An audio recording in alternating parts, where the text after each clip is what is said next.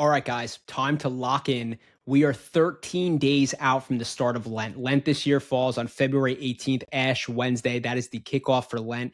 And it is a 40-day journey through the desert. We're going to talk all specifics on Lent. We're going to talk about how it even came about, why it's 40 days, and what we should really be looking to accomplish in those 40 days. And I'm going to break it down for you guys in almost a math formula. There's going to be addition, there's going to be subtraction, and there's going to be division. And we are going to focus on all three of those things. We're going to talk about how to really capitalize on this Lent and make it the best Lent possible. As we're going through this, I want to just say to everybody, I'm very happy to be back. I took a little bit of a hiatus in January, and I'll just say that month totally flew by. It doesn't even feel like we went through January at this point. I can't believe we're in February. I can't believe we're approaching Lent, but I'm very happy to be back with everybody here, and we have a lot of stuff to cover on the Frankie D'Astoli show. But right now, for today, we're going to talk Lent. We're going to talk about change. We're going to talk about becoming the best Christian, becoming the best Catholic that we could be as we approach this time in the desert. Welcome back to the Frankie D'Astoli show.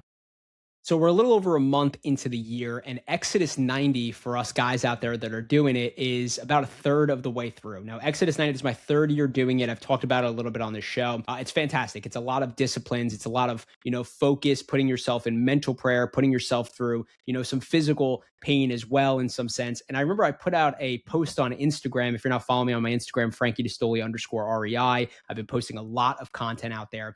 I put out a post recently about taking cold showers and why Catholic husbands should be taking cold showers. And even if you're not a Catholic husband, right? And of course, most of my audience is for the most part Catholic, and I do have a lot of guys that follow me. So I kind of, put them into that boat. But even if you're just a Catholic man or whatever the case might be, taking cold showers has a lot of benefits. And I've had a lot of feedback on that post, kind of saying like, this is really dumb. This is pointless. Why would you do this? There's nothing in the Bible that says this. And again, the hope of taking a cold shower in the morning, for me, there's a lot of medical aspects to it, and there's really good parts about it. But I start my day with something hard, and I'm allowing myself to kind of offer something to God. I'm saying, hey, I'm taking away this warmth, this comfort, and I'm going to step into the cold. I'm going to step into something that's uncomfortable. And in doing this, I want to unite myself to the suffering of you, Lord, on the cross. And I want to do it as an offering, as a sacrifice in a sense, because I worship you, because I love you, because of what you've done for me. This is a small way that I could offer the start of my day for you. And a lot of people they won't comprehend that. They won't grasp that. But I think there's a lot of, depth to that. And overall, it's changed my life. Literally, that cold shower in the morning has changed my life. Similar to how some people could say, like, just getting up in the morning and making my bed has changed my life because it's kind of set the tone for the day. It's set an organizational tone. Taking a cold shower helps me realize that I'm doing something very challenging in the morning. And most of my day is going to be relatively easy from a mental perspective of having to step out of my comfort zone. So when we look at Lent is 40 days. And in a sense, it is a similar realm of jumping into that cold shower. We want to do something uncomfortable. We want to do something difficult, and we want to do it to grow closer to Jesus Christ, to ultimately have some change in our hearts, in our souls, and to have some conversion. Now, let's talk a little bit about the origins of Lent first before we kind of get into some things that we could really be focusing on. The origin of Lent actually came from the very, very beginning of the early Catholic Church, right? And again, I'm going to talk a lot about this year, just about the church, the origination of the Catholic Church, how it is the one true church that Jesus Christ established, how the Bible didn't come out to close to 400 years later. There's so much depth here that not a lot of people even know about. And we're going to talk a lot about that this year. And I think I'm also going to have a lot of people on the show who were maybe Protestant that converted, or just other people that,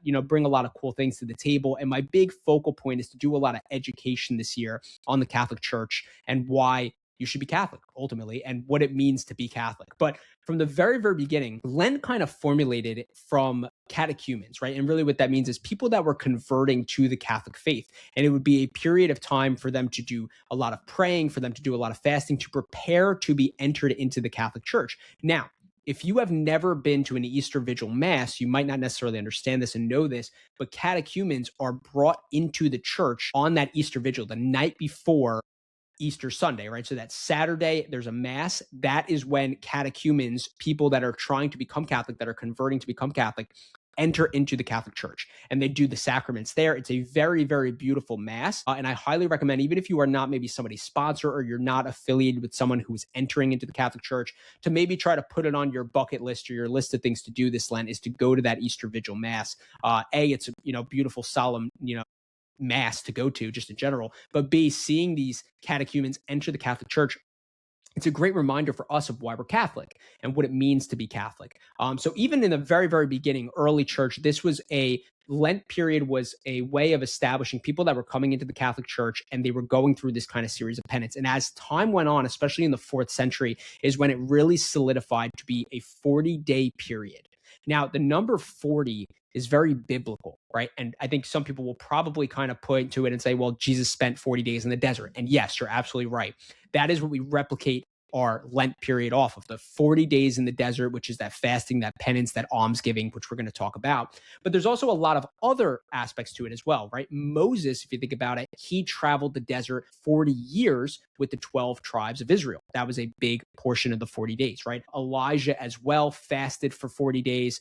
In scripture, the number 40 really represents preparation, purification, and conversion, right? So when we look at these 40 days of Lent, we want to be prepared for it, but even more so, we want to prepare ourselves for the resurrection, right? That's a big part of it. We're preparing ourselves for Good Friday. We're preparing ourselves for that suffering, the 40 days in the desert, that walking, up Mount Calvary with Jesus Christ. We're preparing ourselves for his death. We're preparing ourselves for his resurrection. And when he's resurrected, and we come across into that Easter Sunday, we want to be purified, right? We want to have gone through this preparation. We want to have gone through this battle, this spiritual battle, and we want to be purified. And after that purification, we want conversion. We want there to be something different about us. I think one of the hardest things for Catholics is a lot of us actually really love Lent. And for some of you guys that maybe haven't participated in Lent fully, or maybe your Lent has kind of been just giving up chocolate, you're kind of like, what do I really have to love about it, right? There's not much beauty in giving up chocolate. Sure, it's a hard thing to do, but what does it really do? Maybe I lose a couple of pounds. Awesome. And that's my love for it. But for Catholics, we love it because we grow closer to Christ during this period of time. And if you are someone like me, and I think a lot of other Catholics, where we kind of approach Lent and there's a lot of preparation, there's maybe a lot of purification at the moment of the resurrection on Easter Sunday, when we're kind of in this, wow, we've gone through this, we now maybe eat that chocolate, or we feel like we're in the Easter season and things are really nice and everything's kind of upbeat and glowy again. There's usually a fall off, right? And that fall off kind of tails with that third piece, which is that conversion. There maybe wasn't that full conversion that we needed. It was maybe a little more of motivational rather than more of disciplinarian, right? And there's a difference there. Motivation is going to be short-lasted. Discipline is going to, ultimately bring you freedom. And that's a big part of Exodus. It's finding freedom in uncommon ways, i.e. cold showers, no TV, black coffees only, or as you can see here, of course, we got the doppio, the double espresso over ice. So things along those lines, right? So when we look at this 40-day period, we want to really look to those three things: the preparation, the purification, and the conversion. So we're going to boil those three things down, and we're going to put it into almost like a math formula to a degree, right? We're going to have subtraction, we're going to have addition, and we're going to have division. So when we look at subtraction, right, there's a few things that we want to look at here. What are we subtracting out of our routine, or a vice that's kind of been something that's been holding us down, ultimately kept us away from Christ to a degree, has kept us away from living a truly devout and holy life? Now, a lot of people, again, will gravitate towards things like chocolate. We'll gravitate towards ice cream. Those things, yes, those are good to give up to a degree, right? It's similar to take TV, for instance, with Exodus 90. It's not that watching TV is necessarily a bad thing. Neither is taking a warm shower, right? We break off some of those things to, have a little bit of self-sacrifice to offer ourselves over to Christ. But ultimately, we really want to look at it, the subtraction part is what's holding us back, right? What is something that maybe we are just consistently giving into? And I think good ones to look at is maybe social media. How does social media take us away from our relationship with Christ? Right? I think that's a big factor that we need to look at. Instead of praying, are we maybe scrolling, right? Or are we looking at social media and we're saying things like that person has a really nice car, or, they have a really great relationship, or they have such a nice house, and I really want to live a life like them. Oh, they travel all the time. Like I'm jealous, I'm envious, right? How do we look at social media and kind of, in a sense, combine it to other things like the 10 commandments or the seven deadly sins?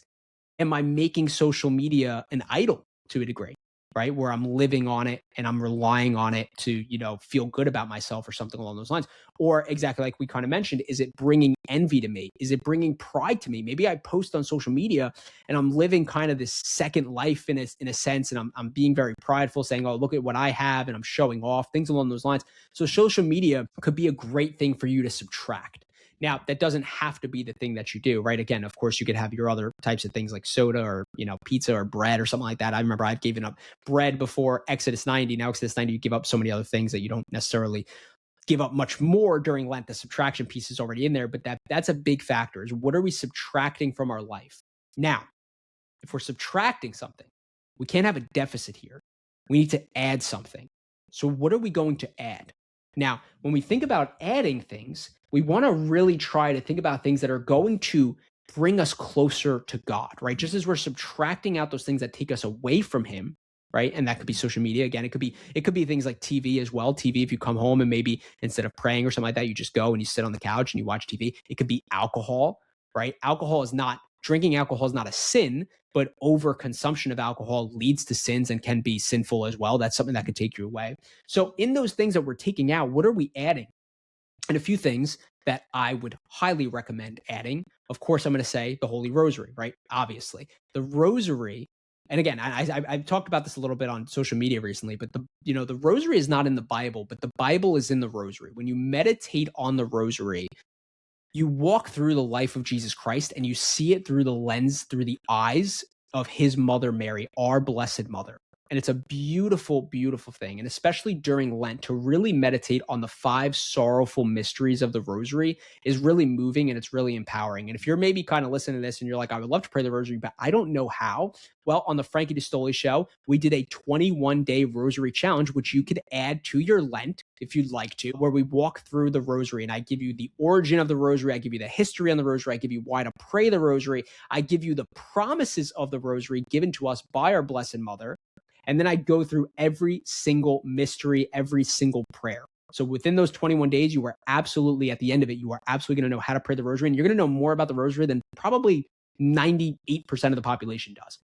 Might be a little high, but I'm very confident in that 21-day challenge. But in general, if you also are kind of not necessarily sure, you could come join our Rosary and Real Estate community where we talk about praying the Rosary pretty often. I'll put that in the show notes as well. But you could add the Rosary to your daily routine, or even maybe just a decade of the Rosary. If you're someone who maybe you're doing some other prayer stuff already, or you're really busy and the Rosary is very intimidating to you to mark out those 20 minutes a day, and you maybe want to spend that reading scripture or doing something a little bit different, then even a decade of the Rosary is a great thing to do. But on top of that, let's just say maybe the Rosary is something that you want to do, but not something that you're kind of striving for every single day. I think putting yourself in a position to at least expose yourself to scripture every single day of Lent is very, very important.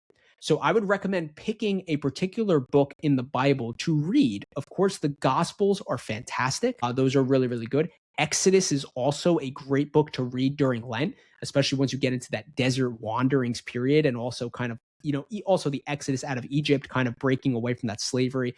Those are really good things to add. So again, you want to make sure you're adding something that's going to bring you closer to Christ, that's really going to aid towards that conversion. Now, I'll take it even a step further. Maybe you want to add something like daily mass. Daily mass, guys, is something that ultimately, even myself, I'm trying to get into a little bit more. It's hard. I take my nephew to school in the morning, so, no excuses out here. But ultimately, if you could go and receive the Eucharist, and we're going to talk a lot this year about the importance of the Eucharist. There's a lot of developments in the Catholic Church that are diminishing the Eucharist a little bit, which is very sad. It's very, very scary times. There's a lot of things we can go into, which I'll save for other episodes. But going to Mass, receiving the Eucharist is the pinnacle of being a Catholic, because the Eucharist is literally Jesus Christ, body, blood, soul, divinity. It's Christ. You receive it, you receive Jesus Christ. So trying to get to, a daily mass is fantastic, and something that you could also add into your repertoire for Lent. Another one is your church, your local parish probably does a Friday Stations of the Cross, which you could go to as well, as they walk you through the stations of the cross and what that journey to the cross looked like for Christ up Mount Calvary. So these are all things that are really good to add. Now let's get into the division portion of it. So we've subtracted something out. We've taken away, let's call it social media. We've added something. Maybe we've added our daily rosary or a decade of the rosary. Where's the division? The division is at Easter Sunday. When we get to Easter Sunday after this 40 days of Lent, what does that look like for us, right? What does it look like for us? What do we change about our life at that point? Okay. If we're doing daily mass, let's just say, after Lent's over, maybe we, can't commit to daily mass. Maybe it was something that, took some time and took some effort to really, get done. Maybe we had to get approval from our boss to come in late every single day or something like that, right? Something along those lines. Or maybe we had to, work with the wife and the kids and, change up schedules and stuff along those lines. But maybe it's going to daily mass once a week at that point. Or maybe it's, going to adoration once a week and spending time in the presence of God in the Holy Eucharist. Things along those lines. Where is that division? Where is that ultimate change? That's an area that we want to identify, right? Because again, like we kind of mentioned with Catholics, I think it's really, amazing how we go into Lent, and a lot of times we really enjoy it. We're excited for this. Everybody likes a challenge, right? Everybody likes to kind of be a part of a challenge and to, have to test themselves a little bit. I think we're all kind of built to try to test ourselves. So when we kind of come out of it, it's like, where do we go from here? And that division, it's what's important. Where are we dividing ourselves? Where are we, maybe returning back to some other things that we had to do that, were kind of part of our routine that are we have going on and something that's important and we have to do. But at the same time, we have that division where we're saying, no, I'm not fully going back to my old life. I'm dividing myself and I'm giving this portion to God now. And I'm saying that this is yours. This is your portion of me for sure, forever. And I'm committing to that change. And I think that's very important when we get to that Easter Sunday to be able to identify with what's different for us. And if we think about it from what we talked about in the beginning of this, is those catechumens that are coming into the church, there's true division there. There's true division. If they're being baptized, that's it. They're washing away original sin. That original sin is no longer a part of them. There's division. They've divided themselves from being a part of, Team Satan to a degree, right? Because they come in with that original sin, to now being part of Team Christ, to being in the Catholic Church, to being a son or a daughter of God. And there's that division there. So we're going to continue, but before we do, let's pass it over to our show sponsor. Today's show sponsor is Roman Catholic Gear. If you are in the market for a good rosary, I cannot recommend Roman Catholic Gear enough. Their rosaries are extremely durable, well made, and my personal favorite is they mimic and replicate the World War I rosary that was issued by the U.S. government. Can you believe that? The U.S. government literally issued rosaries to soldiers in World War I, and you have the opportunity to pray with a rosary that replicates that. And again, attached with that is spiritual warfare, right? So you get to pray with this rosary. It's very spiritually strong. They're extremely durable. As someone who has two little kids and they're constantly pulling at them, they do not break, which is awesome. And something that's really cool is when you order through RomanCatholicGear.com, you could have your rosary delivered in this spiritual ammo kit, which also is really cool just to open up, but it makes for great decor in your office or in your home. So if you head to RomanCatholicGear.com, you could use my code Frankie10 for 10% off your order. The battle that we're all up against is Lent has become modern comfortability. And what I mean by that is a lot of people that venture into Lent, they'll kind of say like, what could I give up that'll make me feel like I did something good, but won't totally derail my life? And I want to really encourage and emphasize to you guys to strive for an authentic Catholic Lent. And really what that means is it means self-sacrifice. It means penance. It means prayer. It means almsgiving. It means earning Easter. Make that your tagline. Everybody make that your tagline right now. Earn Easter. We need to earn Easter Sunday, because here's the reality. You can't have Easter Sunday without Good Friday. Christ would not have resurrected. He would not have resurrected if it wasn't for his death. And death, why he had to die on the cross, is because the debt for sin was death. And Christ came and he died on that cross for us. Now, a few things that I think is really important to understand and to kind of go into Lent with is there's a few things that are going to have to get done. Now, of course, we talked about subtraction. We talked about addition. We talked about division.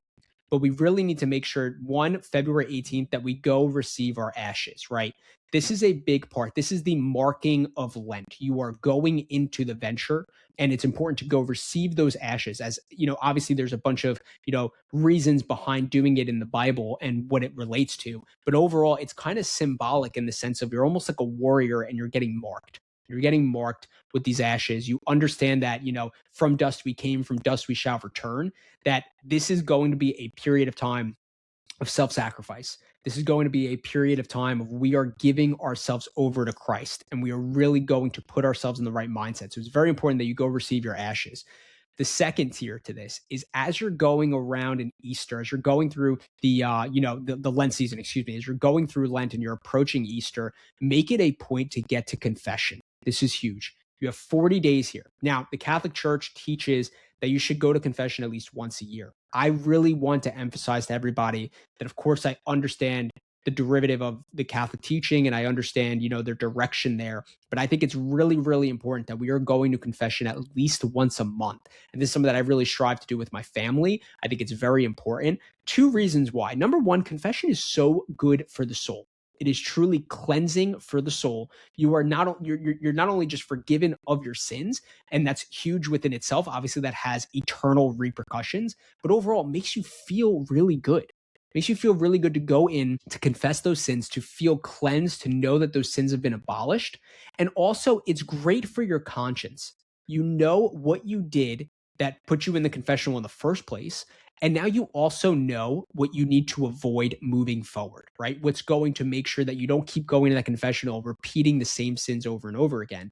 And again, if you have a really good confessor, like my priest, Father Tim is, I'll shout out Father Tim. When we go to confession, he gives spiritual direction, which is so important. How often do we look to other people and we say, hey, what do you think I should do in this situation, right? Whether that's work related, right? I come across a work problem, I'm looking at a property and I'm saying, hey, how do I go about this renovation? Of course, I, reach out to my mentors and my advisors about things like that. But how often do we look in a spiritual sense and do we say, hey, where should I take this? What should I do with this feeling?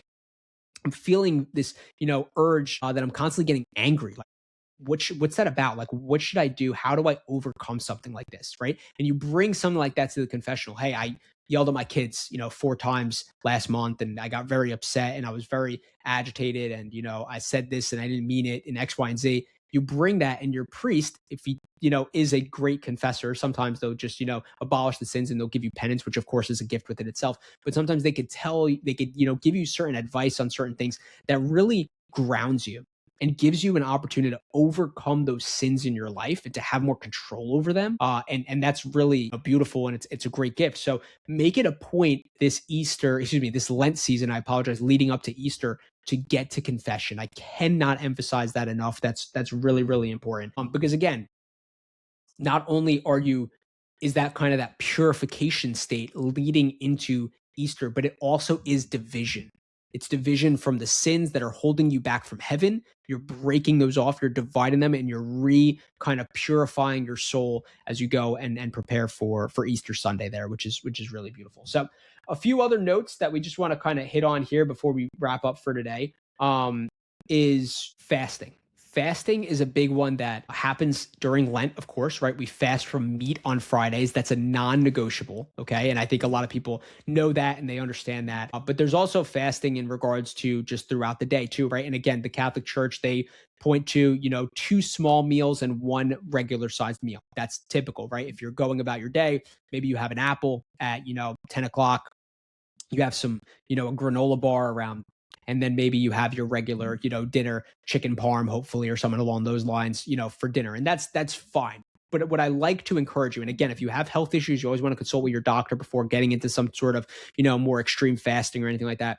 But I want to really encourage you guys is to really push the envelope on fasting a bit this Lent, right? Especially on those Fridays when you're going no meat. And I shouldn't necessarily said chicken parm because you can't have chicken parm on Fridays when you're fasting. So maybe eggplant parm or something like that.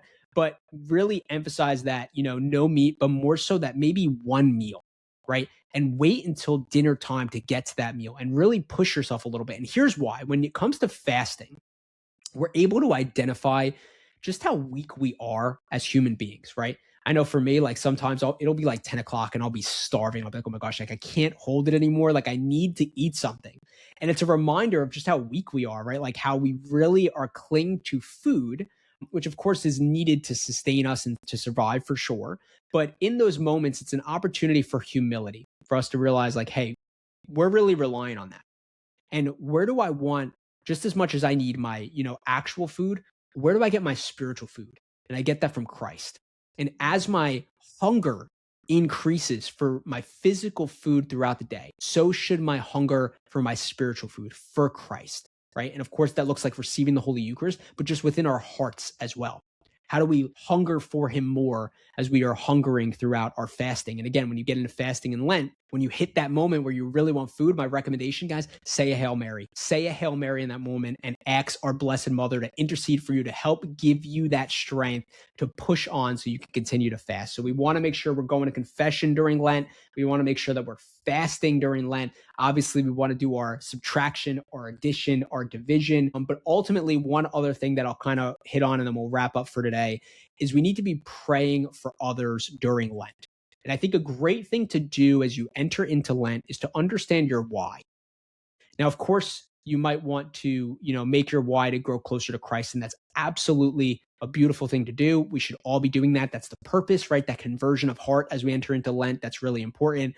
But ultimately, what is that why that's going to, help get you through the fast, or that's going to, help you stay up that extra 15 minutes at night to pray the rosary that you committed to do every single day during Lent? And I think a good one to really look for this particular Lent season is the people that have fallen away from the church. If you know somebody that has fallen away from the church, maybe offer your Lent up for that person, for their soul, for them to have a conversion of heart, just like the conversion that you're striving for during Lent. Offer your Lent for them. So when those times get tough and you're in the desert for 40 days and you're thirsting, you offer it up for that person that you know is missing out on Christ in their life, and you want to bring them back to the church. So that's my prayer for you guys for this Lent, is that you have a beautiful Lent that's filled with a lot of spiritual engagement, of really growing deeper with your relationship with God, really, going through that penance and sacrificing. I know that we're going to be doing it together out here. So we'll have a lot more to cover on Lent. We have a lot to go over in the Frankie D'Astoli Show. We're going to have some great guests on this year. So I'm very happy and pleased to be back. Pray your rosary every single day. Make sure you're buying real estate as well. And don't do what makes you happy. Do what makes you holy.